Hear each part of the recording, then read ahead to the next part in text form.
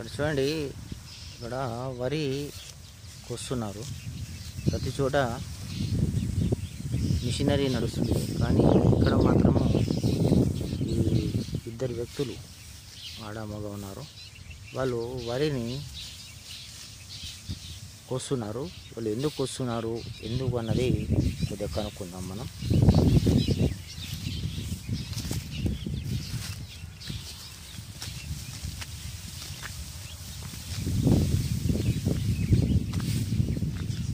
మీ పేరేంది? రాజు. రాజు. మీరు అందరూ మిషనరీ పెట్టిండ్రు, మరి మీరు ఎందుకు చేత్తోటి కోస్తున్నారు ఇట్లా? కైకిళ్ళు కైకిళ్ళు ఎక్కువ అవుతాయి. కైకిళ్ళు ఎక్కువ అవుతాయి. మాయ మేము కోసుకుంటామని. మీకు కష్టం కాదా మరి? అవుతుంది కష్టం. ఇప్పుడు మీ తన ఎవరు? ఇంకా భార్య. మీ భార్య అంటే భార్య భర్తలు ఇద్దరు మీరు ఇక వరి కోత కోస్తున్నారు. పొద్దున ఎన్ని గంటలకు వచ్చిండ్రు మీరు? పొద్దున 6 గంటలకు. పొద్దున 6 గంటలకు వచ్చిండ్రు. ఎన్ని గంటల వరకు కోస్తారు ఇట్లా? 5 గంటల వరకు. సాయంత్రం 5 వరకు. మరి మీరు ఇద్దరే అంటే మరి మీకు కష్టం కాదా? మీకు అవుతుంది కానీ రోగం పడ్డది, మొత్తం పెట్టిన పైసలు వెళ్ళాయి. మొత్తం రోగం వచ్చింది, పెట్టుబడి పెట్టింది కూడా వెళ్ళదు మీకు. వెళ్ళదు. మరి అట్లా ఇట్లా అయితే మరి మీకు కష్టమే కదా? మరి కష్టమే కానీ ఏం చెప్తుంది, చేయబడుతుంది. మీరు ఎన్ని ఎకరాలు ఉన్నది మీకు పొలం? 5 ఎకరంన్నర, కానీ పోన్ ఎకరం నాది ఉన్నది, వేరే వాళ్ళకి పోన్ ఎకరం పట్టుకున్నది. బటాయి తీసుకున్నాం. బటాయి. ఇప్పుడు మీరు ఇది సన్న రకమా దొడ్డు రకమా? సన్న రకమే. మొత్తం దోమపోట వచ్చేసింది. మొత్తం దోమపోట వచ్చింది. మందులు చల్లలేదా మరి? అన్నీ చేసినాము, 4 సార్లు స్ప్రే చేసినాము. అయినా దోమపోటు పడగొట్టేసి మొత్తం పడగొట్టేసి.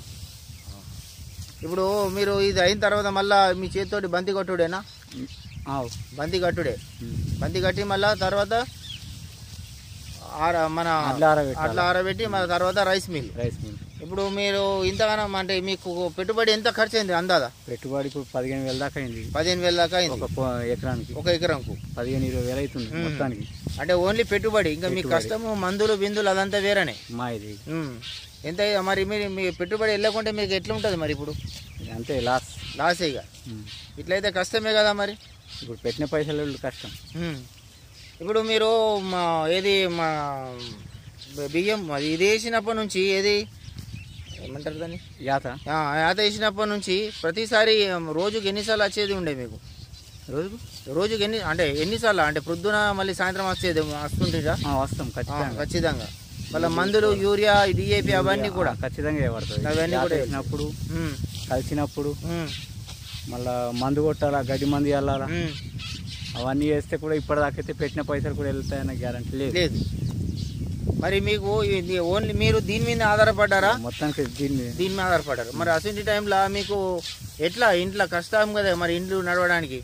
నడుపుదంటే అంతే.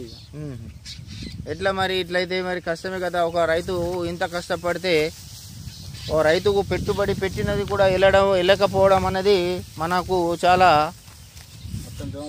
దోమపోటు వచ్చిందట. చాలా బాధాకరమైన విషయమే. చూడండి, వీళ్ళు ఇంత కష్టపడుతున్నారు, అయినా కూడా వీళ్ళకు పెట్టుబడి కూడా వెళ్ళడం లేదు అంటే ఎంతటి దీనావస్థితిలో ఉన్నది ఇలా రైతు అన్నది. వీళ్ళిద్దరూ పెట్టుబడి పెట్టింది వెళ్ళడం కూడా గగనమైన ఈ రోజుల్లో వాళ్ళు ఏం చేస్తున్నారంటే వాళ్ళిద్దరు భార్యాభర్తలు వచ్చి వాళ్ళు తమ వరి కోత తామే చేసుకుంటున్నారు. ఇక చూడండి, ఈరోజు పొద్దున 6 గంటలకు వచ్చారట, మళ్ళీ సాయంత్రం వరకు ఇదే. అంటే కూలీలను పెట్టుకొని కూడా వాళ్ళు పని చేసుకోలేని స్థితిలో ఉన్నారు. అంటే రైతు వ్యవస్థ అన్నది ఏ విధంగా అయిపోతున్నది చూడండి. వీళ్ళు ఎంత కష్టపడుతున్నారు. ఇంత చలికాలంలో కూడా వాళ్ళకు చెమటలు వస్తున్నాయి.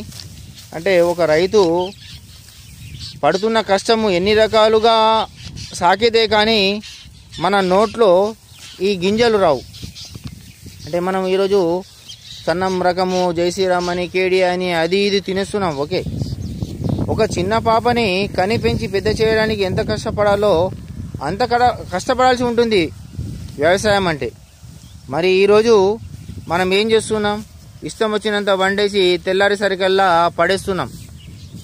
ఒకప్పుడు అన్నాన్ని కళ్ళకు అద్దుకొని మొక్కి తినేవారు, ఇప్పుడు కాళ్ళతో తన్నేస్తున్నారు.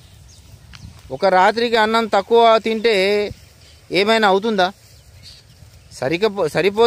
సరిపోకపోతే పోని అని, కానీ ఎక్కువగా వండేసి మిగిలింది ప్లాస్టిక్ కవర్లో నింపేసి ఎవరు చూడకుండా ఇంటి బయట పారేస్తున్నాం మనం ఈ రోజుల్లో.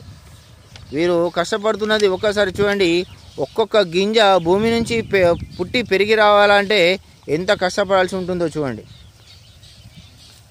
ఇంతకుముందు అన్నం మిగిలితే మనం ఏం చేసేవాళ్ళం అంటే వడియాలు చేసుకోవడానికో, మురుకులు ఒత్తుకోవడానికో, లేక అన్నం మారబెట్టుకొని పూనకేసుకొని కమ్మగా తినేవాళ్ళం.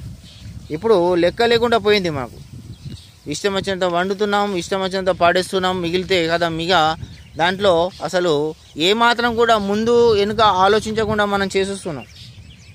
ఏదైనా శుభకార్యాలకు వెళ్ళినప్పుడు కూడా అంతే, ఇక మళ్ళీ దొరుకుతుందో లేదో అనే ఉద్దేశంతో మనం ఏం చేస్తున్నామంటే ప్లేట్లలో పొల్లిపోయే వరకు నింపేసుకొని తిన్నంత తిని మిగిలిందంతా పారవస్తున్నాం. ఇది మన అహంకారానికి ప్రతీక కాకపోతే మరేం చెప్పండి. ఒక్కసారి మీరు ఇలా వ్యవసాయ క్షేత్రంలో వచ్చి 1 గంట పని చేయండి. దాని విలువేంటో, దాని వెనుకున్న కష్టమేంటో తెలుస్తుంది. ఈరోజు బియ్యం ఎక్కడి నుండి వస్తున్నది అనే విషయం తెలియకుండానే పిల్లల్ని ఇంగ్లీష్ మీడియాల్లో పంపుతూ పెంచేస్తున్నాం. వారికేం తెలుసు అన్నం విలువ? వారి వరకు ఎందుకు, అన్నీ తెలిసినా మనం ఏం చేస్తున్నాం చెప్పండి. తల్లిదండ్రులకే తెలియనప్పుడు ఇక పిల్లల్ని ఏం మనం నిర్దేశం చేస్తాం? ఒక్క మెతుకు పండాలంటే 3 నుండి 4 నెలలు పడుతుంది. దాని వెనుక 3 నుండి 6 నెలలు చూడండి. 6 నెలలట. సన్న బియ్యం అయితే 6 నెలలు, దొడ్డు బియ్యం అయితే 4 నుంచి 5 నెలలు కూడా 4 నెలలు. అంటే దాని వెనుక అంత కష్టం ఉంటుంది. అన్నాన్ని వృధాగా పారబోసే ముందు ఒక్కసారి ఆలోచించండి దయచేసి. నేను అన్న మాటలు మీకు కోపం వస్తే కామెంట్ల రూపంలో తిట్టండి, పర్వాలేదు. కానీ అన్నాన్ని వృధా మాత్రం చేయకండి. అది శుభకార్యాల్లో కానీ, మన ఇళ్లలో కానీ, ఎక్కడైనా కానీ అన్నం తక్కువ అయితే ఏం కాదు, డైటింగ్ వెయిట్ దిగిపోతుంది. తెల్లారిసరికల్లా ఆరోగ్యంగా ఉంటుంది, బాడీ నల్లగా ఉండదు, హుషారుగా ఉంటుంది. కానీ ఎక్కువ అన్నం తిని ఎక్కువ పారేసి అనవసరంగా ఇలాంటి రైతు కష్టాన్ని మాత్రం వృధా చేయకండి. ఒక అన్నం మెతుకు రావడానికి ఎంతో కష్టం ఉంటుంది. దాని వెనుక ఒక్కసారి మీ పిల్లల్ని కూడా ఇలా తీసుకురండి. మీరు కూడా చూడండి వారు పడుతున్న కష్టం ఏందో చూడండి. ఇంత ఎండలో కూడా వాళ్ళు ఎంత కష్టపడుతున్నారో చూడండి. దయచేసి నా మాటల్ని తప్పుగా అర్థం చేసుకోకండి. అటు రైతుని గౌరవించండి, ఇటు అన్నాన్ని పూజించండి. అన్నపూర్ణదేవి అంటే అది మనము ఉట్టిగా అనలేదు. మన పెద్దవాళ్ళు అన్నం పరబ్రహ్మ స్వరూపం అన్నారు. కాబట్టి ఇంత కష్టం ఉన్నది కాబట్టి అన్నాన్ని పరబ్రహ్మ స్వరూపంగా మనం కొలుస్తున్నాం ఈ రోజుల్లో. కానీ మనము దాన్ని నెగ్లెక్ట్ చేస్తున్నాం. అది మాత్రం చేయకండి.